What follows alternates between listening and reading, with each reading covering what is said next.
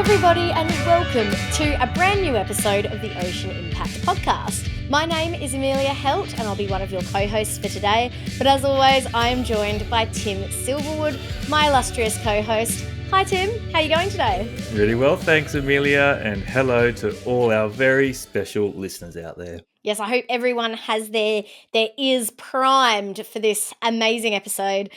We're chatting today to Jayson Berryhill, who is the co-founder of Wholechain. Wholechain enables visibility within global supply chains through blockchain-enabled traceability. And as Jayson says in this episode, you can't manage what you don't measure. And Tim, we don't measure nearly enough when it comes to how we use resources like the ocean. Absolutely. And what I really loved about this episode and the wonderful work that Wholechain do is getting down to that sort of the first mile, as Jayson speaks about in this episode. Like, what is going on with particularly those small scale fishers or aquaculture farmers in corners of the world? What is actually happening there to then get it to those aggregators and the major suppliers who then disseminate it out into the mainstream markets? Because that's where there is just it's so opaque, it's so many unknowns. So any technology and solutions that can give us that visibility and that transparency are just so needed. Absolutely. And he touches a lot on this idea of how standardization is so important. And one of my big takeaways from the episode was that standardization can be the tide that lifts all ships. Jayson touches on a bunch of kind of scenarios and examples of where this has been super successful in certain industries. You know, it got me thinking about even things like USB connections, USB-A and now the newer USB-C. Think about it. It means everything can be connected and be compatible in a much easier way. And all of the companies involved in that space benefits from the standard being introduced. When you think about Wi-Fi or Bluetooth, barcodes on products, Jayson mentions, the nozzle that you use at the petrol station or gas station, as it is in America, to fill your car up. It's the same, I guess broadly around the world, it's the same. And that is because of a standard being introduced. So that really kind of, got my mind kind of just going about, if we have a standard, is that going to, enable this traceability and transparency? And, Wholechain system is one. It's one solution that can both consume and produce a standard of data in the traceability game. And that just feels really important for getting take-up and adoption broadly. Yeah, and again, this is just another one of those episodes where people are just going to be left going, okay, that makes so much sense now. Because, yeah, you're right, things that are standardized that you might be interacting with every single day, you have no idea of the origin story of how that became the standard, which then went to scale. So, yeah, I just really appreciate this space, and I find this conversation fascinating. If you're watching the video, you'll probably see me there like scratching my head a few times, just trying to put together this picture, because it's a space that I'm really not that familiar with at all. But gee, I understand the critical importance of it in the challenges that we face around food security, and particularly in tackling issues around illegal and unreported and unregulated fisheries, and making sure that the provenance of seafood is what people are paying for when it comes to products that are shipped all around the world. Yeah, absolutely. And I mean, for us, Tim, a solution like Wholechain is really interesting from a few angles. And one of those being, like, we're part of the Fair Catch Alliance at OIO, which is trying to improve seafood, imported seafood standards in Australia, and push for having country of origin marked. And you can see a system like Wholechain becoming very important for showing, where a fish at the supermarket or on the menu at a pub have actually come from. And more than that, you have the ability to jump in and see every step of the journey, every event that's taken place in that, that bit of seafood getting to you, for total transparency, right? Yeah, I think I heard recently that In terms of illegal activity, the amount of illegal money flowing around commodities, I think seafood's coming in very high on the list at the moment. So there is so many players in this space that are just utilizing these gaps and these systems to get product through markets without this need. And ultimately, consumers are paying one significant part of the price, but the ocean and ecosystems and biodiversity are really paying the big one, and people are paying with their lives, as we learn in this episode as well. So yeah, I'm just all for solutions like Wholechain and many others out there that we are thrilled to be interacting with who are working in that traceability space. Yeah, it's really exciting, and I think it is a great, this will be a great episode to really shed a light on some of those kind of in the dark practices. It's something that's coming more to light now, with great episodes like the Outlaw Ocean is a great podcast. Maybe we could recommend here, Tim, for people to get a little bit more clarity and information about what actually can go on in these, generally at sea, but also in the kind of illegal fishing space. Big time. Yes. Never go past recommending our conversation with Ian Urbina on the Outlaw Ocean podcast. And obviously, he is consistently contributing his journalism skills to stories of what happens on the high seas and in those dark corners and shining brilliant lights. So, such a big fan of Ian Urbina. But like I said before, the only way we're going to see that vision of the future that people like Ian and us have, where it can actually be beautiful and we can, stomp out the bad actors, is with technological solutions like this and broad scale adoption. Yeah, and that is so important. So that's probably a great way to leave this and lead into this incredible episode with Jayson. Jayson, thank you so much for being on the podcast. And everyone, enjoy and leave us some feedback on this one. We'd love to hear your thoughts. Thanks, everyone. I'm so excited to have on the Ocean Impact podcast today Jayson Berryhill, who's co founder, partner, and CEO of Wholechain, one of the finalists in the Ocean Impact Pitchfest 2023. Jayson, how are you? Yeah, great. Good to be on. Thank you. Yeah, look, I'm really excited about this episode. One of the great things about the work we do at Ocean Impact Organisation is just having exposure to so many innovative solutions to ultimately help transform ocean health. And I think this is a particularly interesting one that people are going to find fascinating because, your solution, you don't really touch salt water in your day-to-day operations, right? But yet your solution can have such a profound positive impact on ocean health. So why don't you start by just giving us a bit of a spiel about the solution you've developed and the challenges that you're ultimately trying to solve? Yeah, so what we do is ultimately traceability of raw material inputs, traceability of what becomes packaged goods. In the ocean space, that really begins with something that is harvested, from a farm or from a wild capture fishery, that then goes through multiple transformations in its life cycle all the way to a restaurant or store. Our solution, it tracks that all along the way. So we break down traceability not just in terms of a chain of custody, but a chain of events. So events meaning like shipping, receiving, farm harvest, a transformation that happens within these supply chains. It can be down to a sensor reading, and there's quite a lot of information. And all this is done in a standardized way according to the same standards organization that is behind the barcode called GS1. So our system is like a client for producing that data in a supply chain and being able to consume that data across the supply chain. And in terms of the way it impacts, I would say not just ocean health, but overall, climate health even, is in general, with regard to our environment, with regard to our world and our use of resources, you cannot manage what you don't measure. And right now, I would say it is astounding at how little we measure when it comes to how we use resources, what comes out of the ocean right now. And our vision for what we do is being able to transform the food industry, not just our solution, but just, I would say, this overall movement of greater measurement that's happening, where we can better use our resources because we're better measuring from the moment something leaves the water all the way to when it's consumed, and hopefully more of it is consumed in that process versus just thrown away or wasted. So I get the impression you're going to drop so many little nuggets today, and you cannot manage, you cannot measure. Is the first one that's landing between the eyes for me, or between the ears, I should say.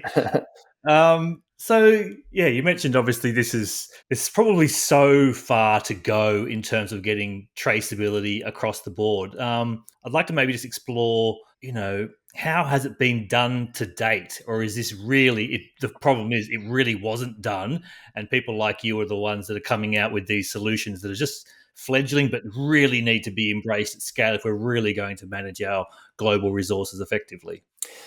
yeah, so in general, I would say to date, and maybe this is there have been steps forward in an evolutionary process, just like so many other industries. So you have things that happen behind the scenes that people aren't even aware of that are still traceability. So there was actually a standard that predates the internet called EDI, which stands for Electronic Data Interchange. And that is really a formatted way of expressing things like a purchase order or an invoice, or other types of documents like that. But it also includes an advanced ship notice that says, here's what we're about to send you. And probably the shirt you're wearing, and the furniture there in your office there, that was probably all a part of an ASN at one point, from one warehouse to another. There's been other kind of leaps in that process where I would say probably about a decade ago, there started to be more and more brands that would start to say, look, we're using a solution provider. And we're using X traceability system, and we want all of our suppliers to use X traceability system. But of course, that also has a hole in it, because we're not just talking about the suppliers of that brand, but you're talking about tier N of those suppliers. There's suppliers, and onward down a very long and complicated chain. And then people have individual needs, and so it's hard to get past those if there's just one solution provider. And I would say where we're at today, and I'm not just speaking of Wholechain, but just as an industry, is we're really moving towards standardization. And I think if you look across the spectrum of technologies, you'll see that when technologies become ubiquitous, they usually follow the path of standardization. I came from the mobile industry, for example, and people don't realize that the mobile industry was probably more impacted by standards than it was the touchscreen. Standards. There was once a time when if you were on one mobile network and I was on a different one, I either couldn't send you a text message, or it cost me a little extra. And then that kind of got worked out. And there's other areas where standards have worked themselves out. But everything from filling up your car with a standardized gas spigot to connecting to the internet with a standardized way to be able to connect, regardless of what device you're using. These are all where technology standards have made life simple with regard to technologies that ultimately reach ubiquity. Well, in the world of traceability, those standards are GS1. And there's a specific standard that was originally developed for pharmaceuticals that is now being used in food and other things. And that's where we come in. Our system is a way to produce and consume data using that standard. And what that means is we don't see ourselves as the only solution that wins this game. There's really going to be a bunch of different solutions out there that can produce this same standard of data, just like there's a bunch of different gas stations that can be used to fill up a Subaru. You don't just have a Subaru branded gas station, you have a bunch of different ones. And that's how you have an industry, because they kind of all operate on a shared standard. And so that, as it becomes more and more available, makes it simpler for entire supply chains to then have different types of software that can all speak the same language. And that data can be shared across that entire supply chain. And so what we're seeing more is that's what the rise is right now. And specifically in the ocean space, there is a group called the Global Dialogue on Seafood Traceability. And I'm actually on the board of the GDST, along with many others in retail and food service and across seafood brands. But it's all about taking that standard and then making a framework for it that's specific for things like, addressing problems like IUU fishing and other concerns with very specific key data elements. And so again, it's in that case about taking a standard and then saying to software companies like us, hey, compete on better service, better price, better quality in terms of, your user interface, everything else. Compete on that level, but you're ultimately going to be commoditized when it comes to this standard, because we want this to be for everybody, the entire industry. That way we can start to, again, comes down back to that, what you just said, can't manage what you don't measure. The only way to really measure is to have it really ubiquitous. So, yeah. That really is fascinating. And did you sort of predict at the start of the journey that you would need to be, I'm assuming you do play an active role in sort of pushing for those standards because they make your life easier, but they also make the pie so much greater for other players as well. And obviously, they're not eating each other's lunch because the pie is so big. Yep. We actually work with competitors collaboratively to help them, and they help us in order to better refine our ability to share data. Because again, the pie only gets bigger.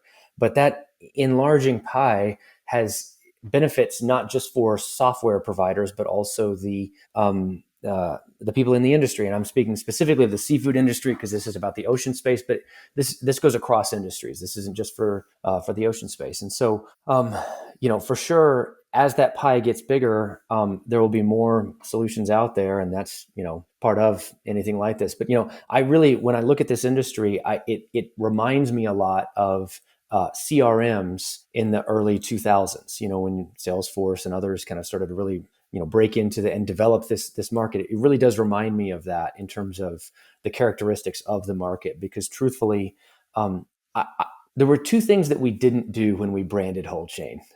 and one is we did not brand it around a specific vertical. We didn't call it seafood chain or anything else. It's all about traceability itself. But then also too, we didn't put that in the name, traceability. And because I actually think in the next decade, traceability won't be an aspiration that we're hoping for, but it'll be an assumption that everybody just has. And in that, what right now is this aspiration of traceability will become where really forward-thinking brands and operations, they'll look at these supply chains like data pipelines. And what can you do with this data pipeline? And again, in that world, we're really thinking of Wholechain as kind of building and participating in that world as well, which is where we're headed. It's really, really interesting. And I'm sure people tuning in are already just their eyes are lighting up as they try and understand the critical role this plays in shaping this vision of a sustainable future. I wonder if, just for the sake of everyone, you could take us on a little bit of a journey, a little example of how your solution has come into the seafood space would be a good example, just to give people a real sort of tactile insight into how the system might work and how that ultimately will improve ocean impact. Oh, yeah. So absolutely. Let me just take a step back and give you a sense of what we cover in terms of our solution. So there's two main areas that we do. One is traceability, and that's according to that standard. The other is consumer transparency. So the ability to, say, scan a QR code and understand more about the product inside. With regard to traceability, that is really why the name Wholechain was meant to signify tools for the whole supply chain. And, with for example, a seafood supply chain, you have a lot of varied needs. Everything, let's take shrimp, for example, that is farmed, from India, for example. It's a very growing farm shrimp market. You have, from the start of that farm, you might be using a mobile interface, where later points in the supply chain, you might be going through a processor that has an ERP system that's much more advanced. But then that processor, it doesn't necessarily kind of go from, one end of sophistication to the other. There's all different levels throughout the supply chain. So that processor might be very sophisticated in terms of their capabilities, but then later on, and so they could be using, in our case, our APIs, whereas that first farm could be using our mobile application, which is available offline. It's very capable at those sort of extreme first mile instances. Later on in the supply chain, you might have a seller or a broker that is just selling one thing. They're really focused on that one thing, that shrimp, and they're really just using our desktop application. They don't have an ERP system, and they're not managing inventories in that way. So there's nothing to integrate with to use our API. So they just use our desktop application. And then later on, that might come to a retailer or a large distributor, let's say, that is, again, using our APIs. All that life cycle, you have to have tools for them to be able to capture data, collect data, consume data, understand the journey of that, as well as collecting additional data for that later point in the supply chain. And that's what our tool is meant to do. So we provide all those different interfaces and all those experiences for that really varied technological capability and sophistication throughout that supply chain. And truly, I mean, we have examples from super first mile, and not just in seafood either, all the way to extremely sophisticated and everything in between. On the other side of what we do, the consumer transparency, we work with, one example that's a public example is like Chicken of the Sea. If you go to their can tracker solution, it pulls up our software for like Genova tuna. You can scan on a can of Genova tuna and you can search the lot code and see more about the product inside. And so, it's an incredible capability to be able to see, down to the vessel level, what made up that particular production lot that went into that can of tuna. And so, for transparency's sake, for those brands that want to just really give the consumer lots more information, that's a good example of where they can do so. Really interesting. So in that sort of first example, when you're talking about all the different tools and the different sort of sophistications of the solutions that you offer, am I right in sort of saying if you want to get to that end goal where the consumer can just scan a code and get the full story, that each player along that chain needs to participate? Like, is that a kind of a premise of getting an effective traceable solution in the end? Not necessarily. There are many cases where there's one person, or I say person, there's one entity in a supply chain that is doing more of the data collection. There's definitely those circumstances. So it's not, I would say the one thing that we've learned in our experience is there's not really a one size fits all. We have to make our tool capable for a number of different scenarios. There's definitely scenarios where everyone in the supply chain is using a traceability system. There's scenarios where everyone in the supply chain is using Wholechain. But that's part of why we have the standard, because technically you could have one stakeholder that's using a competing system that uses the same standard, that's able to share data with our customer, who's obviously using Wholechain, and then Wholechain is able to consume that and then share it onward, and so on and so forth. The important thing isn't so much who is collecting the data, but that you have the data. And so, and in certain circumstances, it makes perfect sense I'll give you a good example is, a circumstance with a co-op that collects data for all of its members as they're off-taking product. That's a very common scenario. But you'll have really one stakeholder touching the technology, but many stakeholders that are really effectively part of that exchange. When you talk about sort of first mile, last mile, and all these steps in between, can you talk about where the most important insights are garnered? I mean, is it in that first mile? Does that set the wheels in motion for the rest of it, or is that a bit of an assumption on my part? I would say there's not one particular part in that where you'd have more and less. You have the potential for some real insights all throughout a supply chain. Later on in the supply chain, you might be dealing with much higher volumes. It might be a smaller insight that has a lot more scale.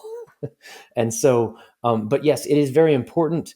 I would say for a lot of the environmental concerns and social concerns, that first mile is a very sensitive area. That's where you're talking about vessels and farms. And so you definitely have a lot of sensitivities there, but honestly, you also have a lot of sensitivities in a factory later on in the supply chain and a distribution center. So, where you're able to make the impact, we've seen it at all levels. We've seen circumstances where people are able to make an intervention in a distribution center that prevented a recall. And, I would say that was a pretty big one, and it couldn't have made that with first mile data alone. And so we've seen a lot of the different scenarios. So I wouldn't say there's one place for sure. Is there examples where you've worked with a big client at the end who's perhaps interested in a consumer-facing storytelling, traceability, like showing how forward-thinking and leading they are, where you come in and you start to collect this data, and you discover something which is not pretty or which is unexpected? Like, is there scenarios where that happens? And obviously the benefit is that now they're seeing what they didn't see before, they can do something about it? Or is there occasions where people are like, oh yeah, I'd rather not go and look over there, let's move on? Yeah, it's interesting. I would say it's always interesting that I would say we don't live in a world of easily identifiable good guys and bad guys in general, to where it's just that stark. Sometimes there are things that are discovered in a supply chain that are they might seem innocuous, but they might still be significant, right? And so, I wouldn't say it's quite that stark. I would say we've definitely had circumstances where brands have found things that they needed to know about, and honestly, they've discontinued suppliers because of it. We've absolutely had that, and so but I would say the main use of traceability, it's really most of the time things don't go wrong, right? Most of the time those things are there. It's a matter of having the information to know that that's the case. And so there are instances, for example, of mislabeling, but sometimes that mislabeling is just carelessness, not necessarily fraudulent. And so all those things though need to be addressed. And so sometimes even the small things are the ones that do get that way. So it's kind of like we've had a wide spectrum of experiences. The majority of the people who use our tool, they're not doing it for publicly displaying it. Some do. It's usually more about them understanding their risks. But then some also do that where they're wanting to publicly showcase it. And I guess I don't know if that's answering your question or not. We've had a lot of different experiences with this, and some of the I would say the most impactful scenarios have been small changes but at high scale. But then there's been certain circumstances where they found something that was really bad, and it's like, yeah, we've got to discontinue that supplier. We now know a fact that we should, we're glad we know today that we didn't know yesterday, and so on and so forth. So yeah. Yeah, no, thank you for sharing. I'm sort of like my mind's going at a million miles an hour as we're going through the episode, because it's something that you don't talk about, you don't think about a lot. I mean, I've always thought I'm on that kind of conscious end of the spectrum as a consumer. Like, I do think about things. I'm probably, I'm wearing an organic hemp t-shirt right now, and I'm always thinking about provenance and stuff. But when it really comes down to it, like, you can look behind me in this video. I mean, every single material in every single product that is surrounding me right now has come from somewhere. People have interacted with it. The planet's been impacted, and I'm not thinking about that. I mean, that printer's secondhand over there, but I don't, I'm not thinking about every single element within that, right? So it's a fascinating era that we're going into now, that we're actually starting to dive so much deeper. Yeah. Well, and I will say that the research that's out there that we've seen anyways is that it's not like, take the tuna can example. It's not that you're going and saying, I want to see if, Joe caught this kind of thing. It's not like people are going to that level with an individual purchase. What is generally happening is they're making brand decisions based upon transparency. So, you mentioned your purchase of that shirt. I would say it's more likely that you actually found a brand that you trust because of their transparency, not just that particular shirt. And so, and that's what consumers are generally doing is they're seeing those brands that are being more transparent, and then they don't have to scan the QR code anymore. They don't have to necessarily see that evidence. I've compared it a lot actually to when politicians release their tax returns. I'm a conscious voter, and I care about that, but I don't, I wouldn't go out and check someone's tax returns. I would expect, the New York Times to do that for me. And so, but by the very act of someone being transparent, that either qualifies or disqualifies them in my mind.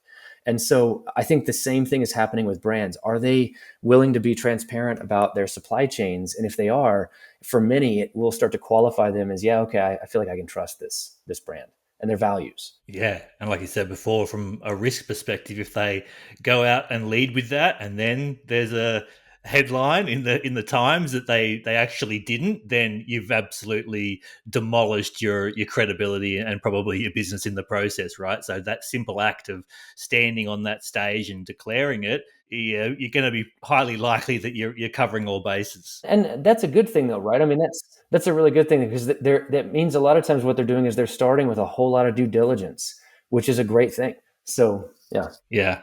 Fantastic. Let's talk a little bit about you. I mean, your LinkedIn shows a pretty dynamic and varied career. So, yeah, a little bit about you, and sort of maybe this can be a nice little story into sort of how you found yourself here in 2024 leading Wholechain, and maybe a little bit about where the story started. It's going to take us probably a few minutes. Yeah. So, of course, I tell people all the time, and I'm not exaggerating either. If I didn't get paid to do what I do, I would honestly pay to do what I do. I love what I do. It's busy work, and sometimes it's long nights, but I absolutely love it. I genuinely do.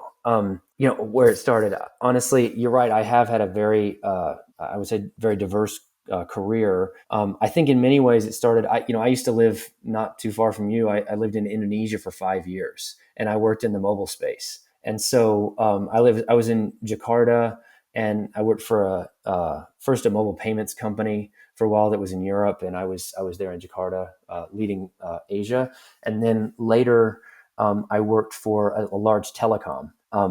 And so it's kind of like here in the U.S. you have like an AT&T, large, big three telecom kind of thing. I worked for XL Asiata, which is there in Indonesia. And so my co-founder and I actually met because back in 2014, 2015, the U.S. Department of State was doing a project collecting data in small scale fisheries. And it was a project between the U.S. Department of State, the government of Indonesia, and the telecom that I was working for. And so I ended up working with Mark, who's Mark Kaplan is my co-founder, and State Department had found him because of some of his experiences with some large consumer brands and using mobile technology. And so we worked together on that project. And after that project, we worked together. He went to work for Unilever for 2 years. And I worked as a contractor there, along with several other experiences while I was during that interim. And then afterwards, we formed our company. And, really we brought a lot of that experience. That first experience was not really traceability. It was more about just using mobile technology to collect data in these really challenging supply chains.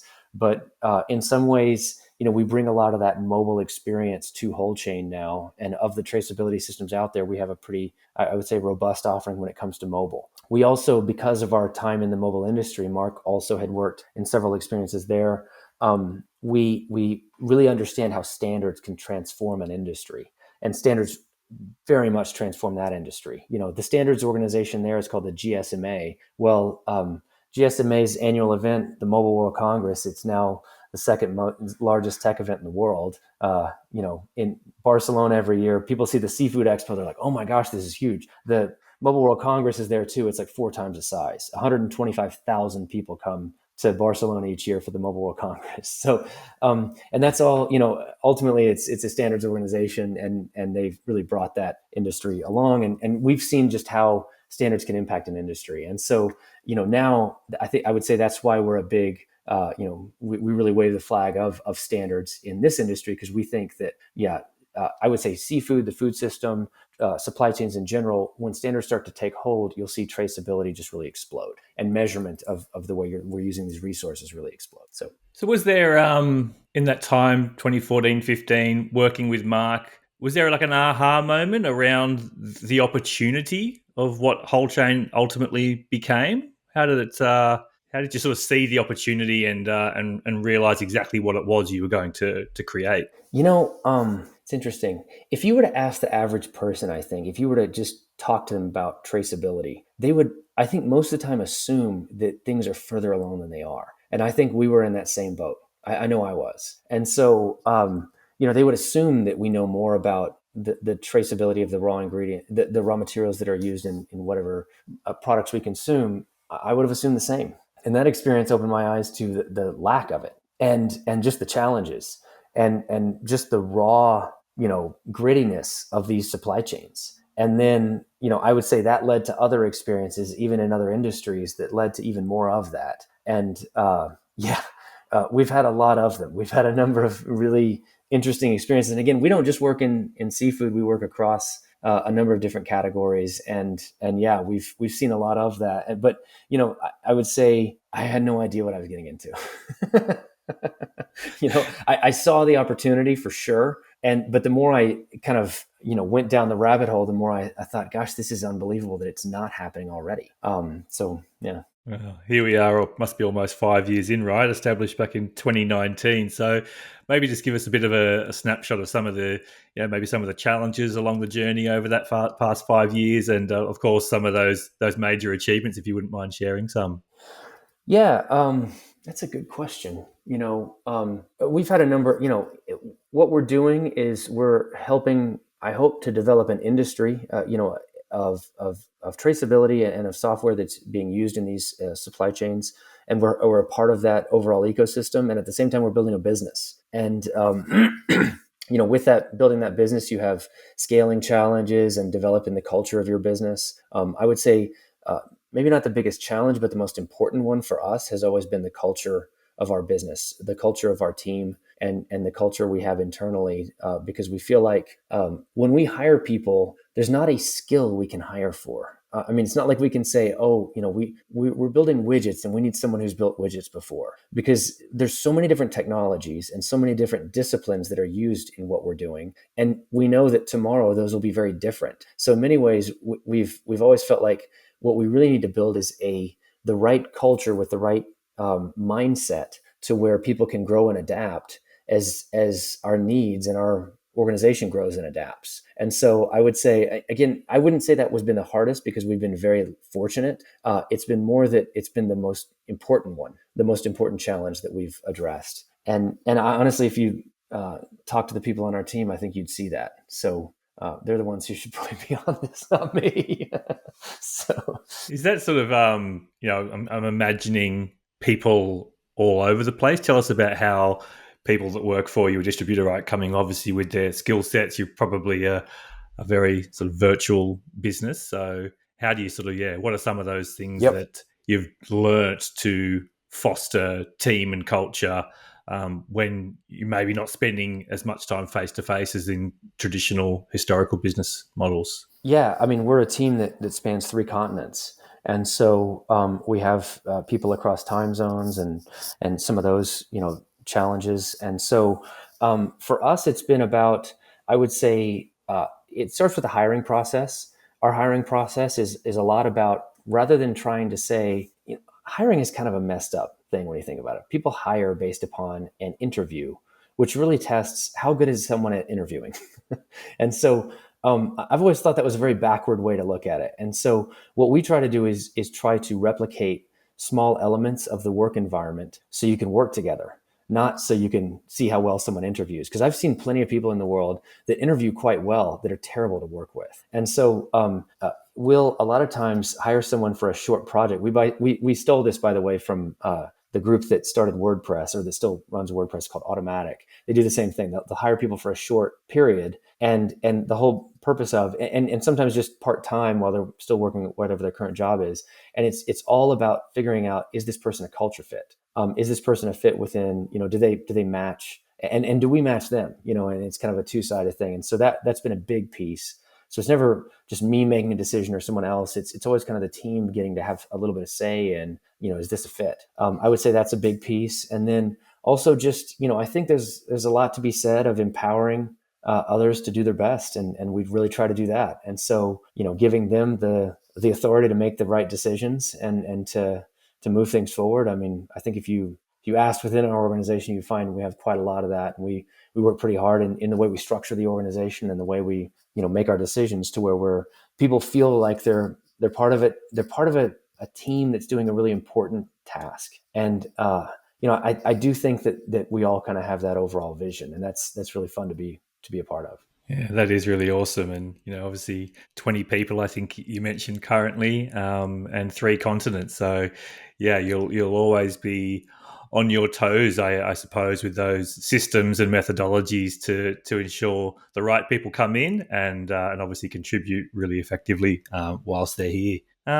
Tell us about some of those sort of key achievements, or maybe it's again like another little sort of case study of a client you've worked with. Just give us a bit of an insight into some of the real highlight moments in recent times, and past this, we'll actually look at the next question, which will be around maybe stuff on the horizon, what the future might look like for you as well in the next year or 2 years. Yeah, I mean, honestly, with all of our customers, we this sounds like a pat answer, but we have a lot of different, I would say, achievements with those customers that we really enjoy seeing. I mean, sometimes it's just us feeling like, oh wow, that thing that new feature we've introduced it fits, it scratches the itch. That to us is a big achievement. I really like when people have high levels of trust for our team.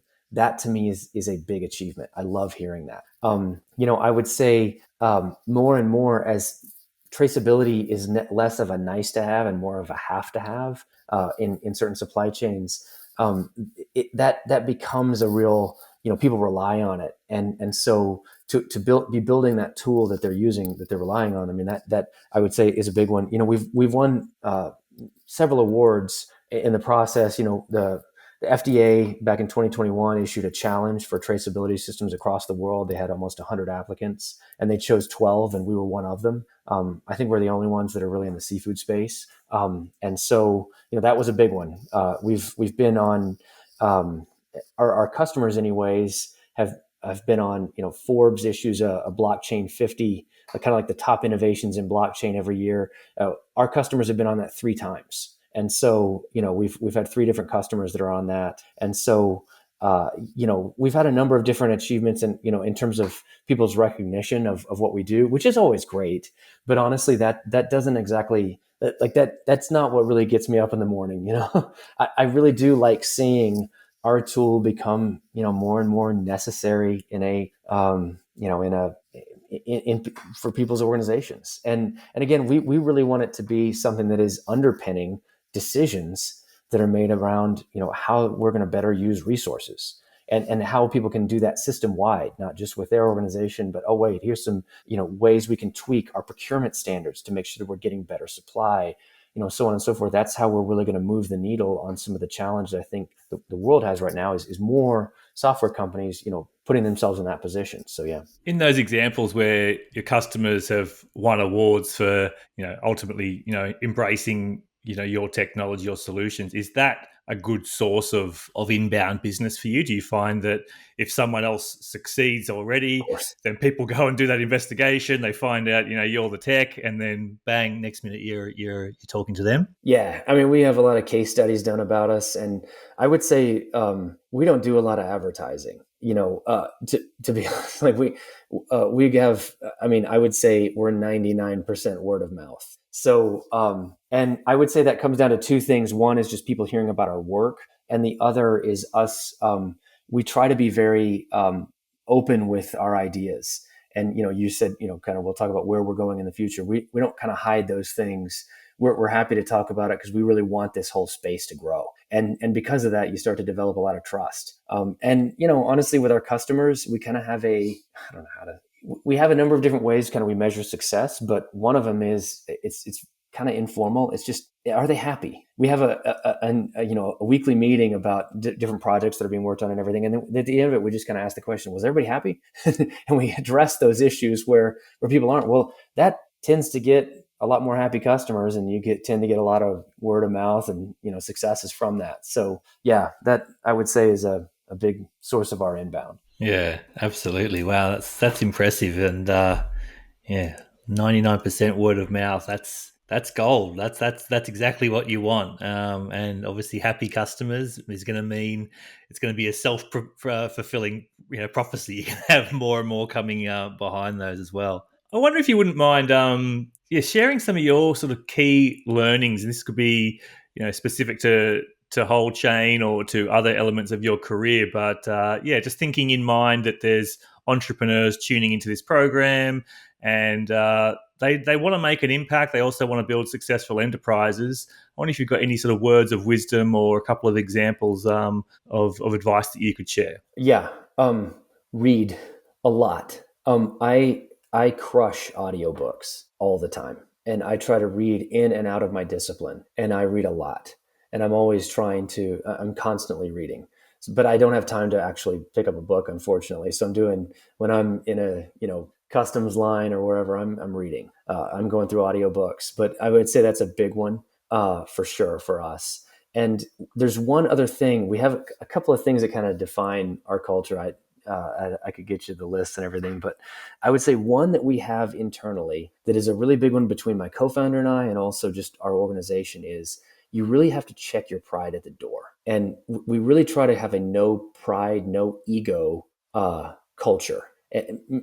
And so, that ego can so often get in the way with founders and co-founders and so many. And I would say we really want to have a a culture where people can step forward and shine, and they don't have people competing for that spotlight because they're not trying to. We're really trying to do something that's bigger than us. And between Mark and I, we've always felt very, very comfortable hiring people that are better than us because we don't have our ego on the line. And so I would say checking your ego at the door is always it's just the best way to learn, just realizing there's so much more to learn. And I learn that every day. So that's always reinforced for me. So does that come from any past experiences with you or Mark, where you've been in places where the ego hasn't been checked at the door and you've sort of seen it being corrosive or damaging? yeah, I mean, of course, I mean, you see it all around, right? Like, and people make decisions so often because of, again, it's of ego. And so, it comes down to, what is it that you really stand for? And I want to be doing something that's just bigger than me. And that's why when I said, if I didn't get paid to do what I do, I would pay to do what I do. Well, it's because I feel like what we're doing is bigger. And so you really have to keep that at the forefront of your mind. And so, I definitely have seen that. I mean, it's hard to go in an organization and not see that, to be honest.